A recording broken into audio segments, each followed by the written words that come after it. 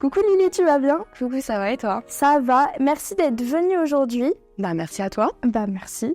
Est-ce que tu peux te présenter en quelques mots? Ok, je m'appelle Lily, j'ai 22 ans et je suis sur les réseaux depuis 2-3 ans, mais ça fait 1 an que je suis à 100% dans l'influence. Que t'es influenceuse, créatrice de contenu. Ouais, voilà. Ok, ça marche. Et aujourd'hui t'es venue avec Link pour nous faire une petite interview, pour nous raconter un peu ta vie et ton passé, tes épreuves, tout ça. Donc est-ce que déjà tu peux commencer par nous raconter un peu ton enfance? Où est-ce que t'as grandi? Si t'as des frères et sœurs? Comment c'est avec ta famille? J'ai grandi à Paris, je suis née à Paris. Ok. En gros, quand c'était le CM2, j'ai déménagé à côté de Lyon, du coup à la campagne. Ok. Et j'ai un petit frère qui a 50 moins que moi. Ok. Je crois que toi c'est pareil, non? 50 Moi, non, il a 9 ans. Oh, 9 ans de moins que moi. Oh, Ouais, il est tout petit. Et du coup, j'ai un petit frère avec qui ça s'est toujours trop bien passé. Mes parents, pareil, c'était hyper cool durant mon enfance. J'ai un peu mal vécu mon déménagement, parce que je leur avais dit, je me rappellerai toujours, on était en train de manger des coquillettes et du jambon, encore à Paris, et j'aurais dit, promettez-moi 2 choses dans la vie, ne vous séparez jamais, et on déménage jamais. Et t'as déménagé? On a déménagé, et 3 mois après, ils se sont séparés. Mais au final, ça, pareil, je l'ai bien vécu, mais tu sais, quand t'es petit, t'es en mode, la famille doit rester soudée, quoi. Bah oui. Et voilà, du coup, j'ai toujours eu une enfance très cool. C'est à partir de mes 14-15 ans que j'ai commencé à prendre conscience un petit peu qu'il y avait des trucs. T'as des problèmes? Qu'il y avait des problèmes que je voyais pas petite, parce que aussi ma mère me protégeait de ça et tout. Mais quand mes parents se sont séparés, du coup, j'avais une garde alternée. Et quand j'étais que avec mon père, c'est là où j'ai commencé à vraiment voir des problèmes. Trucs pas ouf, parce que du coup, on en parlera après, mais j'ai un père alcoolique. Ok. Et j'ai aussi grandi depuis toujours avec un père handicapé, du coup en fauteuil roulant. Ok. Et ça a jamais été un souci, parce que je l'ai connu comme ça, tu vois. Oui, c'est ton père, ouais, comme voilà. ça. Mais par contre, à l'école, on me disait des phrases. Des petits pics. Ouais, des pics. Et tu sais, c'est pas méchant, parce que quand t'es petit, tu vois juste un papa qui est en fauteuil roulant, tu te dis, ok, c'est trop bizarre. Mais juste, c'est pas... Enfin, de base, moi, c'était pas un problème d'avoir un père handicapé. Mais c'est devenu quelque chose dont j'avais des fois honte, genre qu'ils viennent me chercher avec parce que les gens, prothèse s'ils en parlent et tout. Ouais, tu sais, t'es là, c'est en fait, tu les sens gens. une différence. Ouais, c'est les gens, ouais, c'est ça. Du coup, j'ai grandi à côté de Lyon. C'était pas hyper stable mentalement et avec mon père. Je me suis beaucoup plus soudée avec ma mère, fait que du coup, elle était là, elle était hyper compréhensive. Mais il y a un truc que j'ai fait qui était pour protéger ma mère et mon frère, et moi aussi, je pense, c'est que j'ai gardé beaucoup de choses sous silence. Et en fait, le jour où sous le tapis. Ouais, voilà. Alors parce que tu sais, aussi comme ma mère était plus avec mon père, j'étais en mode, elle a plus à porter ce poids. Ouais. Sauf que du coup, je le portais seule parce que je voulais aussi protéger mon frère. Et tu voulais jouer tous les rôles, voilà. T'es déjà une ado, t'essayes de survivre. Genre, du coup, tu peux pas tout supporter. Non, clairement pas. Faut pas. Tout ça aussi. Est-ce que juste par rapport à ton père, tu peux nous expliquer un peu comment ça a pu t'impacter dans le long terme, quand tu vis, quand t'as un parent alcoolique, on va dire, comment ça t'impacte quand t'es jeune, quand t'es enfant, adolescente, et jusqu'aujourd'hui même? Oui, il y a vraiment des périodes. Vraiment, je l'ai vécu de manière hyper... phasée. Ouais, vraiment phasée. Déjà, je comprenais pas. Quand j'étais petite, pour moi, il avait son verre de vin. Ouais, tu te rends pas compte. Ouais, voilà, la bouteille descendait, mais pour moi, c'était tellement normal que ce soit sur la table que, en fait, c'était comme de l'eau, tu vois. Ouais, c'était habituel. Ouais, c'était hyper normal. Sauf que... c'était en allant chez des copines pour les premières fois où je voyais que leur père était trop sympa. Et que genre elles étaient là, on cuisinait avec et tout. Moi j'étais en mode mais... Et c'était pas pareil. Ouais, moi j'étais en mode mais en fait mon papa c'est pas vraiment un papa. Tu vois, parce qu'il avait pas ce rôle de papa.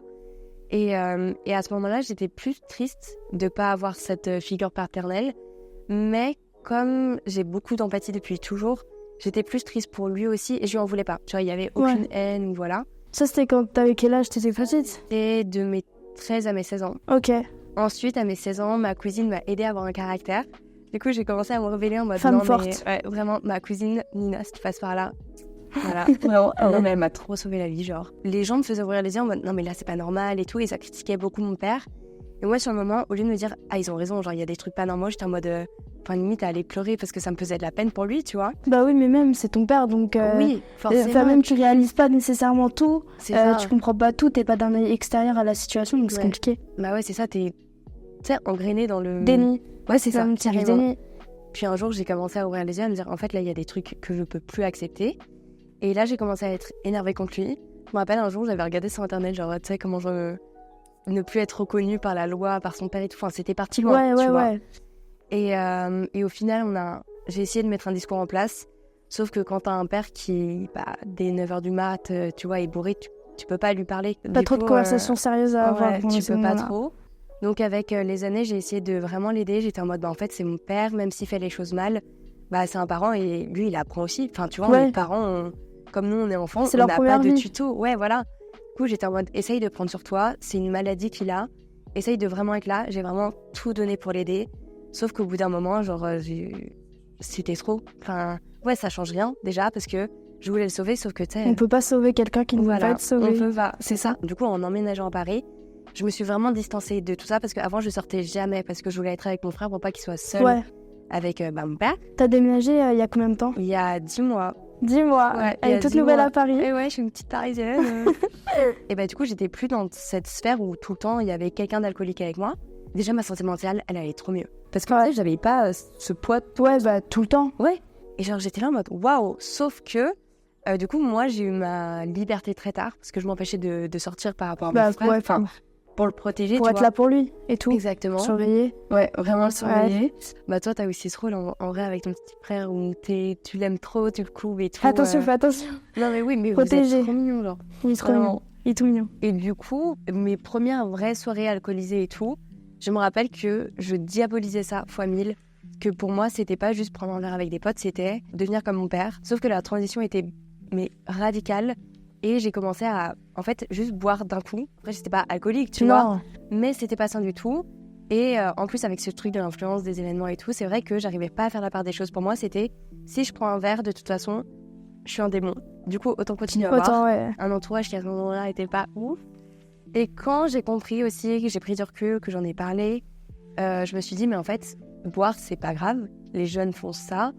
Tant que c'est raisonné. Tant que c'est raisonné et que c'est aussi un cadre festif. Ouais. Tu vois, genre si un soir dans la semaine tu vas faire un anniv, que tu bois quelques verres, c'est pas grave. Ouais, faut un équilibre. Oui, faut un équilibre. Faut garder des limites. Ouais, c'est ça. Voilà. Mais comme j'ai connu qu'un extrême, j'étais en mode, pour moi, si je bois... Tout ou rien. Ouais, ça sert à quoi si je bois et que je me mets pas une limite ? Sauf qu'en fait, c'est pas du tout ça. Tu vois. Ah non, non. Et je trouve que l'alcool, on n'en parle pas encore assez. Surtout que beaucoup de jeunes boivent sans même connaître genre les conséquences, les trucs, les effets. Comment faire attention, les choses qu'il faut faire et ne pas faire, c'est compliqué ça. Ouais, mais c'est pour ça qu'on en parler, c'est pour ça qu'il y a Link. Merci Léa. Ouais, non mais vraiment. Et du coup voilà, là ça va beaucoup mieux, j'ai un peu réussi à dire non à certaines personnes. Ouais. Et maintenant j'ai juste un rapport sain, si je sors, je fais la fête, mais c'est contrôlé et j'ai compris que, en fait, tant qu'il y a un équilibre, il n'y a pas à s'en vouloir. Ouais. Mais... c'est vrai, c'est la vérité. C'est la vérité. Tous ces problèmes-là, tu penses que ça a eu un impact parce que je sais que tu as eu des troubles du comportement alimentaire. Est-ce que tu penses que tout ça, c'est lié, les problèmes que tu as pu avoir avec ton père et ton enfance, tout ça ? Je sais pas. Tu vois, je pourrais pas te dire oui, c'est lié ou non, c'est pas lié. Mais je sais qu'en tout cas, il y a un du début de mes TCA qui était... du coup, moi, je suis tombée dans l'anorexie pendant 2 ans de manière très globale, tu vois, genre sur la durée. Et une des premières réflexions où je me suis dit, ah oui, il faut que je limite la bouffe, c'était suite à un repas avec mon père, où encore une fois, il était bourré. À la fin du repas, moi, j'adore les tartines avec de la pâte à tartiner. J'aime trop ça, c'est mon péché mignon, tu vois. Genre, je sais pas, c'est mon truc, t'as pas un péché mignon Starbucks. Ah oui, c'est vrai, toi. Moi, c'était les tartines de Nutella. Ok. Et j'en avais pris après un repas, je sais plus ce que c'était, mais bref, j'avais mangé ça. Et mon père, il me dit, tu devrais arrêter de grignoter parce que là, tu commences à avoir un bidou. Et déjà, j'étais pas du tout en surpoids. Et tant qu'il n'y a pas de problème de santé... oui, il n'y a pas de problème en fait, physique. T'es à l'aise. Non, mais c'est des petites réflexions comme ça qui mènent justement au TCA et tout. Et tout ça a enchaîné. Et après, je m'étais dit, l'été arrive, je vais perdre du poids. Je regarde tout sur Internet. Ouais, comment faire je connais régime. Toutes les calories. Ouais, voilà. Et il y a tellement d'informations sur comment perdre du poids. Ouais, Internet, par rapport à ça, je trouve en vrai, c'est assez nocif. Parce qu'en même temps, tu peux tout trouver. Toutes les techniques possibles et imaginables. Après, d'un autre côté, je pense qu'il y a des trucs bien que tu peux regarder. Qu'est-ce que les débuts des TCA, par exemple, comment les éviter ? Comment savoir si en fait on est en train de tomber dans un cercle vicieux qui est super malsain. Et sauf que le problème, il y a beaucoup d'informations qui n'aident pas. En fait, il y a des informations qui sont bien parce que c'est trop bien d'être informé. Ouais. Mais les informations, faut prendre du recul, tu vois. Ouais. Tout n'est pas bon à prendre. Non, mais oui, quand t'es jeune, que tu vois les filles trop belles sur les réseaux, forcément, tu te dis, je vais faire un petit régime. Ouais. Ça va être un peu extrême, mais bon. Mais t'avais quel âge à ce moment-là ? Mais tu sais que c'est trop bizarre, mais genre, il y a mon cerveau qui a grave oublié toute une... j'ai beaucoup de mal avec les dates et à me situer dans le temps. Ah, toi aussi ? Ouais. C'est trop bizarre. Que j'ai commencé à comprendre qu'il y avait un rapport au corps, à l'image, en vrai jeune, tu vois, genre collège et tout. Mais à ce moment-là, bah forcément, des fois, je me disais, c'est mieux de manger une salade qu'un tacos. Ouais. Mais je me privais pas. Mais vraiment... C'était pas encore dans l'extrême. Ouais, c'était pas à l'extrême. L'extrême, je dirais que c'était de mes 17 à mes 19 ans. À peu près. Ouais. Ok. Environ. C'est un peu l'âge où beaucoup de filles et de garçons, en vrai les deux, tombent dans ce genre de problème. Et comment est-ce que tu as réussi à t'en sortir ? Est-ce qu'il y a des choses qui t'ont aidé particulièrement ? Ou ça s'est fait un peu naturellement ? Au début, j'en parlais pas. C'est des sujets un peu tabous. Ouais, des fois, vraiment. donc t'as pas trop envie de on parler. en parle plus. Ouais. Mais avant... Avant, c'était... Ouais, c'était pas ça. Et encore, nous, c'est cool, on est dans la génération où vraiment on parle. Donc, ouais. Franchement, c'est horrible, mais les on a eu tabous, la chance de tomber là-dedans à une génération où c'était autant ouvert. Ouais, les tabous, ils commencent à sauter. Ouais, de vraiment, plus en et plus. Ça, c'est cool. Tant mieux. Link est là pour ça. Link est là pour ça. Et moi, je me rappelle que c'était un jour où, en fait, je pensais tellement à la nourriture, mais c'était une obsession. Et ça prenait tellement toute mon énergie que j'arrivais plus, tu sais, à être concentrée en cours. Ouais. Et un jour, je me suis dit, en fait, j'en ai marre de me réveiller, de penser à la nourriture, de sortir, je sais pas, aller faire des courses pour m'acheter des chaussures, de penser à la nourriture, de jamais être ancrée dans le moment présent. Ouais. Et à un moment, j'étais là en mode, mais en fait, je suis folle ou pas ? T'as eu un déclic ? Ouais, et j'ai dit à mon père, en fait, papa, et j'en ai pas parlé pour guérir et reprendre du poids, j'en ai parlé pour arrêter d'y penser. Ok. Tu vois, ça, c'était vraiment... Pour exprimer, extérioriser. Ouais, vraiment. Et j'ai dit à mon père, papa, j'aimerais aller chez le médecin parce que je sens que c'est pas normal de autant penser à la nourriture. Au début, j'étais en mode, ok, genre, t'y penses, mais t'y penses, ça veut dire quoi ? Tu sais, j'avais peur de dire les mots crus. Ouais, en mode, non mais c'est compliqué, hein. C'est grave dur. Je suis d'accord. Et surtout qu'à ce moment-là, je portais des trucs hyper larges. Il avait pas conscience de mon corps maigre. Ouais. Et ça s'est très vite fait. Je suis allée voir un médecin et aussi une psy. Et je suis tombée sur la mauvaise psy. Et parce qu'avant tout, d'avoir un métier, on est des humains. Et des fois, juste... Oui, des fois, ça marche pas. Ouais. Et quand c'est pour parler thérapie et pour parler vraiment de tous ces sujets... Faut bien qu'il y ait un lien, parce que c'est compliqué. La tienne, tu l'as depuis... Depuis 3 ans. Ouais, voilà, tu vois, 3 ans. Quand tu l'as et tu... Ouais, voilà, tu changes plus. Ouais, c'est ça. Elle est bien. Et du coup, je me rappelle que mon médecin m'a trop aidée, et pour autant, ma psy, pas du tout. Hein. Donc, ça a pas marché. Ah, ça a pas du tout marché avec ma psy. Et c'est ma cousine, encore une fois, Nina, qui m'a trop aidée. Et je me rappelle que c'est elle qui m'a fait remanger mes premières pâtes 2 ans après. Genre, elle m'avait fait des coquillettes, sans beurre, sans rien, tu vois. Et... elle m'a apporté les cuillères et on avait fait des pauses pendant le repas parce que genre j'y arrivais pas. Pour fractionner. Et on était allés dehors et il me disait attends mais Lily en fait genre ça vaut quoi le fait de se priver, enfin imagine, et c'était hyper cru ce qu'elle m'a dit mais ça m'a aidé. Ouais. Si tu meurs demain ça veut dire que tes derniers moments c'était de te priver de vivre. Et j'étais en mode en fait c'est vrai. Ouais. Non mais c'est grave. Non mais c'est genre... impactant. Ouais. Mais c'est vrai. C'est vrai. Genre, c'est comme si j'étais déjà morte au final, tu vois. Ouais, bah tu survis. Tu vis pas, tu survis. C'est ça, mais les TCA, c'est de la survie matin, midi et soir. Même la nuit, parce que des fois, toi aussi, t'arrivais pas à dormir tellement... Tu sais, ton ventre, il disait j'ai faim. Des fois. Mais aujourd'hui, on va mieux. Ouais, maintenant, ça va mieux. Qu'est-ce que tu dirais à quelqu'un qui est en plein dans ses problèmes ? Un truc que toi, tu penses que t'aurais aimé entendre aussi à ce moment-là ? Pour tout simplement les aider, que ce soit de la part, je sais pas, de tes proches, comment t'aurais aimé qu'eux ils réagissent, qu'est-ce que t'aurais aimé entendre ? Pour les TCA, je pense juste quelqu'un qui comprenne, et enfin, tu vois, juge pas. Ouais, qui te juge pas et qui te dise, bah écoute, si tu veux en parler, je suis là. Quelqu'un aussi qui s'adapte à ton mode de vie parce qu'on parle d'une maladie et proposer un McDo à quelqu'un qui a des TCA, c'est pas l'idée non plus, tu vois. Faut lui dire, si jamais t'en as envie, moi je suis ok pour t'accompagner, mais pas lui imposer ça. Tu vois, genre ouvrir la parole et aussi lui montrer que manger McDo, c'est normal. Ouvrir la porte. Vois, c'est pas grave et que être parfait, c'est pas être parfait en fait. Genre, c'est pas bien. Tu vois, c'est pas la perfection. La perfection, c'est s'écouter et être à l'aise avec nous. Et je pense vraiment avoir ce discours de je sais que ça va pas, du coup, je vais te forcer à rien, mais je suis là. Et si t'as envie, mais t'as peur de faire quelque chose, je t'accompagne, on fait ça ensemble. Parce que déjà, manger, ça fait peur, mais manger quelque chose de gras, le faire ça, moi j'étais incapable. Et c'est en le faisant avec les autres que vraiment ça m'a aidé. Quand t'es entouré, soutenu. Ouais, vraiment être entouré, soutenu et parler. Avoir un bon entourage. Et du coup, bien s'entourer. Avoir des proches qui comprennent, qui ne jugent pas. Oui, vraiment. Et sinon leur expliquer. Mais en fait, c'est compliqué de leur expliquer. Genre, quand t'es dans un problème comme ça, en fait, c'est tabou pour beaucoup de gens. Et du coup, t'as vu, ils vont te dire. Mais t'as qu'à manger. Ouais, c'est ça. C'est pas si compliqué pour s'en sortir, faut juste manger. T'es là, ouais. Non, c'est non, pas ça. Genre... Si c'était si simple, il y aurait personne qui en souffrait. Mais Ouais, il y en a beaucoup qui comprennent pas ça, c'est dommage. Et c'est pour ça que on essaye d'en parler, de faire sauter les tabous et de faire en sorte que les gens comprennent et arrivent à être un peu moins dans le jugement. Mais je pense que c'est lié aussi à le manque d'informations parce que ceux qui vont pas être touchés par ça, moi je sais que j'avais regardé un film qui parle des tissages. Je préfère pas le dire parce que moi ça m'a donné des tips. C'est pas des tips, tu vois. Ah, tu vois. Ok, voilà. Et je me rappelle la première fois que j'ai regardé, j'étais pas du tout anorexique. Ouais. Et suite à ça, j'étais là en mode je vais bien manger ce soir. Tu sais, ça m'avait donné faim. Et la fois d'après, je l'ai regardé pour justement prendre tout ce qu'il y avait à prendre, tomber encore plus dans la maladie. Et j'étais là en mode, mais waouh! Parce que la première fois que je l'avais vu, j'étais en mode, je comprends pas comment ces gens font. Tu vois, pour moi, c'était vraiment quelque chose que je comprenais pas. Ouais, comment ils font pour autant se restreindre, autant avoir le contrôle, autant de trucs. J'étais là en mode, c'est horrible, mais limite, est-ce que c'est des fous? Et une fois que tu tombes dans ça, t'es là en mode, comment j'ai pu dire ça? Moi, je suis tombée dedans. Mais en plus, ça te prend hyper rapidement. Hein. Tu t'en rends même pas compte. Mais en un jour, ça y est, tu commences à tomber dans les enfers. Ouais, et après, tu rentres dans un cercle vicieux. Et tu mets du temps à t'en remettre. Ouais, tu mets du temps, mais c'est pas impossible. C'est possible, ouais. C'est pas impossible, mais ça prend beaucoup de temps les TCA pour s'en sortir. Surtout qu'il y a des impacts aussi physiques qui peuvent laisser du temps. Moi, je sais que j'ai perdu mes règles pendant 1 an et j'ai mis encore 1 an pour qu'elles soient... pour qu'elles soient régulées. 1 an, je les ai pas eu du tout et l'année d'après, je les ai eu 3 fois dans l'année.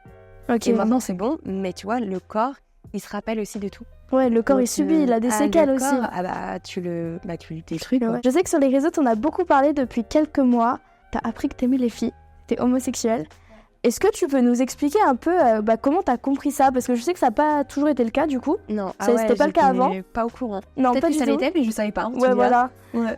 Comment est-ce que t'as compris ça? Comment tu l'as ressenti? Du jour au lendemain, vraiment, je suis tombée sur quelqu'un, du coup sur une fille, et ça a été un coup de foudre où d'un coup j'étais en mode waouh, je pense beaucoup à elle, qu'est-ce qui se passe? Pourquoi je pense autant à elle alors que je la connais ni net ni def, tu vois? Et très vite, j'ai compris que si je pensais autant à elle, c'était parce qu'il y avait quelque chose à creuser, et j'ai été hyper à l'aise avec le fait de me l'avouer. T'as pas fait de phase en mode non mais c'est pas possible, alors je suis pas dans ça, moi je préfère les hommes de base. Juste, en fait, vraiment ça a duré même pas 2 heures, tu vois, la période de transition.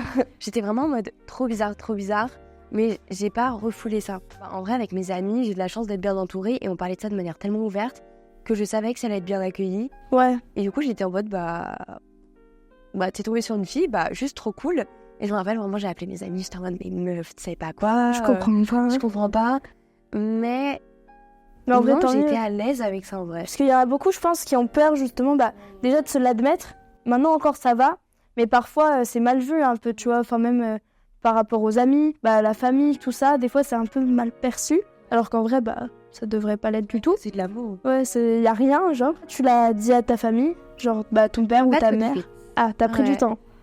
D'abord, j'ai direct dit à mes amis, mes amis très proches. Qui étaient 100% sans jugement. Qui étaient sans jugement. Après, c'est drôle parce qu'elles étaient là en mode, non mais toi, genre la fille la plus hétéro que je connais, dans les clichés, tu vois. Mais et c'est vrai que c'était surprenant, mais tu sais, c'était pas toi, non, c'était juste, toi, je suis choquée, mais ok. Genre, tant que t'es bien, il y a pas de soucis. Ouais, voilà. Et ma mère, c'est trop marrant parce que je lui avais raconté toute l'histoire de cette rencontre, mais au début j'avais utilisé le pronom personnel il. J'avais dit, en fait je lui avais tout raconté mais comme si c'était un mec, parce que c'est une chose de le dire à ses amis, c'est une autre de le dire à ses parents. Ouais, c'est pas pareil. Moi, c'est pas du tout pareil. Et je l'ai d'abord dit à mon petit frère.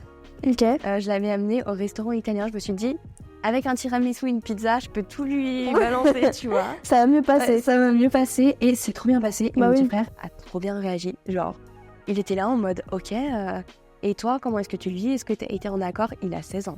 Genre, il me dit, est-ce que tu as été en accord avec ce que tu ressentais et tout? J'étais là en mode, mais waouh! Attendez, mature. Quoi? Mais ma sœur, elle aime les filles? Mais pas du tout. Genre, trop mature. Et du coup, grâce à mon petit frère, j'ai été assez en confiance pour en parler à ma mère. Et je lui ai juste dit, tu vois, l'histoire que je te raconte avec le mec, en fait, c'est une fille. Et je lui avais dit au téléphone, je lui ai balancé comme ça. Hein. Elle m'a fait, je m'y attendais pas. Mais en soi, elle était hyper ouverte. Surprise. Ouais, voilà, c'était en mode surprise. Mais c'était hyper ok.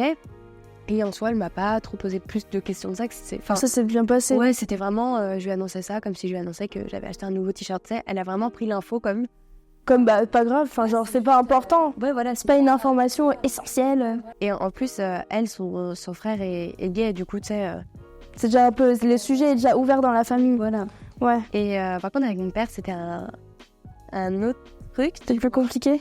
Je lui ai dit des mois plus tard que quand j'étais du coup en couple avec elle. Ok. Je lui ai pas dit parce que je voulais lui dire, je lui ai dit parce que je voulais plus le mentir. Et ça, c'est... Ah ok, ouais, c'est pas pareil. C'est totalement différent. En gros, c'était un soir où j'étais justement chez mon ex. Et il m'appelle, il me dit « Ouais, tu fais quoi ce soir ?» Et à chaque fois, je lui disais « Je suis chez une amie, nanana. » Et un jour, je lui ai dit « Bon, écoute papa, je vais te dire un truc, je suis pas chez une amie, je suis chez ma copine. » Il me dit « Ah ouais, ta copine, laquelle? Celle avec qui t'étais à l'école petite ?» J'étais en mode « Non, quand je dis ma copine, c'est genre ma... » Bah, partenaire. Ouais, genre ma partenaire de vie, mon amoureuse. Et il me dit « Ah, c'est quoi son prénom ?» Et je lui dis son prénom, et je me rappelle que, je sais pas si c'était fait exprès ou quoi, mais il a bugué sur son prénom. Genre, il utilisait tout le temps le mauvais prénom pendant genre des semaines et des semaines.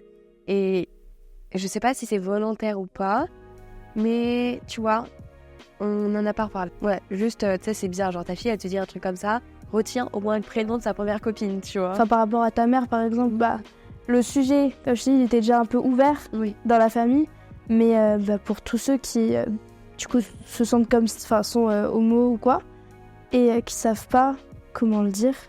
Parce qu'en vrai, ça peut être sujet très sensible dans certaines familles. Comme j'en parle, je reçois des messages des gens qui me disent « Mais si je le dis, je me fais virer de chez moi. » Ouais, voilà. C'est alors que ça devrait vraiment pas être le cas. Enfin, chacun aime qui il veut ou qui ne veut pas aimer. Et du coup, ça aussi, c'est super compliqué. Qu'est-ce que tu leur dirais à ceux qui n'osent pas en parler? Ouais. On n'est pas obligé de tout dire à tout le monde. Ok. Si tu sais que tu vas être profondément jugé et que ça va t'empêcher d'être toi et du coup de t'épanouir dans la relation, tout le monde n'est pas obligé de tout savoir. Et si t'as des parents profondément homophobes, mais que juste toi t'as compris que t'étais homosexuel, t'es pas obligé de tout partager. Faut aussi, c'est important d'en parler parce que du coup c'est trop agréable juste d'être qui tu es et que tes proches acceptent ça. Oui. Mais si tu sais que c'est des barrières qui vont juste t'empêcher d'être qui t'es et d'être mal à l'aise et de pas être toi, des fois t'es pas obligé de tout dire.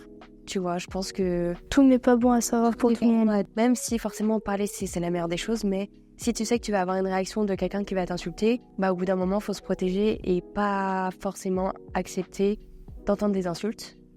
Mais juste n'oublie pas qu'en fait t'es pas seul. Tu peux regarder plein de vidéos sur internet comme moi qui racontent que c'est totalement normal. Et je pense que ça fait du bien aussi d'entendre. De se sentir comprise. Ouais, de se sentir représentée et tout. N'oublie pas qu'en fait de base c'est de l'amour. Donc que ce soit un mec, une meuf ou... C'est juste que c'est le même sexe ou non. Enfin, y a rien genre. Kiffe qui tu veux et c'est même pas qui tu veux parce que tu contrôles pas genre. Sinon on éviterait plein de trucs, tu vois. Ouais. C'est juste toi et c'est trop beau genre. Toi l'amour. Et ça, ouais voilà. C'est soit toi-même et essaye même si c'est très simple à dire mais... Donc t'avais ta relation, là, depuis, ça a duré quelques mois. Ça a duré 6 mois, ça s'est terminé. La rupture a été difficile? Moi c'était du coup ma première rupture douloureuse parce que suite du coup à avoir compris que j'aimais les filles, j'ai l'impression qu'en fait dans toutes mes anciennes relations, si j'ai pas souffert des ruptures parce que je m'en remettais vite, c'est parce que en fait juste j'étais pas en accord avec le sexe avec qui j'étais, tu vois, mais je le savais pas à ce moment-là. Ouais. Donc forcément mes ruptures juste en mode bon mais voilà, tu vois. À la prochaine. Voilà, elle ça a été compliqué. Vraiment c'était toujours réécrire à la personne, toujours repenser à la personne et c'était vraiment une rupture qui était sur la durée. Et encore aujourd'hui, tu vois, il y a des trucs où c'est pas simple tous les jours et là ça fait quoi? Ça fait depuis le 9 janvier qu'on est plus ensemble. On est en mai, janvier, février, 5 mois. 5 mois. Oui. Et tu vois, on s'écrit encore. Et il y a des trucs où je reviens encore vers elle parce que c'est pas simple. Ça a été compliqué, tu t'es beaucoup renfermée, isolée un peu. Enfin, c'est tout vidé, toutes tes larmes, tout ça, c'est dur. Et qu'est-ce que t'as fait du coup pour essayer de te remettre de ça? Est-ce que t'es sortie, t'as vu tes potes, t'as fait des restos, des trucs? J'en ai beaucoup parlé à plein de personnes différentes, ce qui m'a permis d'avoir plein de conseils et de points de vue différents. Et ça m'a trop aidée. Et après, c'est aussi le temps qui fait les choses, même si sur le moment, on veut pas l'entendre. C'est vrai, et il faut accepter d'être triste aussi. Ouais, t'as l'impression que tu vas jamais t'en sortir, que c'est la fin du monde, tu ne retrouveras jamais l'amour. Ça c'est super compliqué. Tu peux. Ah mais oui, tu retrouves l'amour. Logique. Mais il faut le temps que ça se fasse. Faut guérir. Pour après, en entamer une meilleure et une nouvelle et qui t'apportera d'autres choses et des belles choses. Je sais pas toi, mais moi je trouve que quand tu sors d'une relation où t'as bien eu mal, tu vois, ce qui est cool, c'est que tu sais ce que tu veux plus dans les prochaines relations. Je suis trop d'accord. Et là, t'es là en mode, ok, même si, vas-y, j'ai pleuré, ça m'a fait du mal, au moins maintenant, tu sais ce que tu veux avoir. Ouais, et c'est ce que tu ne veux pas. Mais moi, j'ai eu ça. Hein. Ah bah, oui, t'inquiète pas, je me doute. Du coup, maintenant, c'est plus compliqué. Ouais, mais... Genre, il y a plus de critères, parce que vu que tu les as vécues, les choses, et ben, tu réalises, en fait, les choses qui t'ont fait du mal, les choses qui t'ont fait du bien, les choses que tu ne veux plus jamais voir, les personnes que tu ne veux plus jamais voir. Non, mais au moins, on sait maintenant, on sait ce qu'on veut et c'est bien. On est clair dans nos têtes. Voilà, ça c'est bien. Et du coup, ok, si t'avais quelque chose à dire, bah justement, des personnes qui sont en rupture amoureuse en ce moment, maintenant, et qui vont du coup très mal parce que, tu vois, la première phase du je suis pas bien, je suis au bout de ma vie, bah c'est quoi un conseil qui, toi, t'a beaucoup aidé quand bah, t'étais pas bien, que tu penses qu'il pourrait aider les autres, tout simplement? Je sais que c'est un truc qui m'aide beaucoup, c'est écrire ce que je ressens. Parce que des fois, j'ai l'impression que, tu sais, quand t'es en rupture, t'as tellement des émotions fortes et tout est un peu flou que écrire, tu vas utiliser des mots et tu sais, t'as une sorte d'un peu de réflexion et ça va te mettre tes idées un peu plus claires. Tu vas tout sortir. Ouais, tu vas tout sortir. Et je sais qu'il y a des gens qui n'arrivent pas à parler à d'autres gens et c'est ok, tu vois, parce que c'est un peu une position où t'es vulnérable. Mais essayez vraiment de parler, accepter la tristesse, vraiment vivez-la parce que tu peux pas aller bien en 48 heures, tu vois. T'as été longtemps ou pas, parce que en vrai, la durée de la relation, ça veut rien dire. Mais t'as aimé quelqu'un et c'est faire un deuil d'une relation, même si la personne n'est pas morte. Enfin, le deuil de la relation. Ouais, voilà, ça reste un deuil et c'est des nouvelles habitudes aussi à avoir. Se lancer dans de nouveaux projets aussi, ça fait du bien. Serrer la tête et faire des trucs qui vraiment nous passionnent, se concentrer sur nous et prendre soin de nous et s'autoriser à aller mal vraiment. C'est pas grave de pleurer en regardant un film. Ouais, genre vraiment. Et pleurer, vraiment pleurer, ça fait trop du bien. Perso aussi, je sais que pour m'exprimer, quand je vais mal, même si c'est pas nécessairement par rapport à une rupture, mais tu vois, faire de la peinture, par exemple, genre pour exprimer ce qu'on ressent sur une toile. Tu vois, il y en a, ils font de la musique, ils chantent. En fait, il y a plein de formes. Ouais, il y a plein de formes d'art, d'expression et tout. Ouais. Ça fait toujours du bien de sortir de sa tête ce qu'on pense et ce qu'on n'arrive pas à sortir en fait sur papier ou peu importe où. Moi, je dessine pas malheureusement aussi bientôt, donc je peux pas faire ça, mais t'auras le niveau bientôt. Ouais. Bon. Ouais, on y croit. Hein. T'inquiète. Ok. Et ben voilà, on arrive à la fin de notre petite interview, Lily. Merci d'être venue. Franchement, t'as un parcours de vie très intéressant et t'es très courageuse pour tout ce que tu as vécu. Sois fière de toi et de ce que tu fais sur les réseaux parce que tu partages vraiment des beaux contenus sur les réseaux. C'est pour ça que t'es là. Merci. Parce que vraiment, on aime ce que tu postes et ce que tu publies. Si vous voulez aller la suivre sur les réseaux, on va vous mettre son Insta et son TikTok sur l'écran. La Princesse Lily Insta et Princesse Lily TikTok. Si vous voulez aller la suivre, vous pouvez. Merci à tous d'avoir regardé et merci Lily d'être venue. Merci. Et on fait des bisous. Et abonnez-vous à Link. Voilà. Merci, au revoir. Bisous.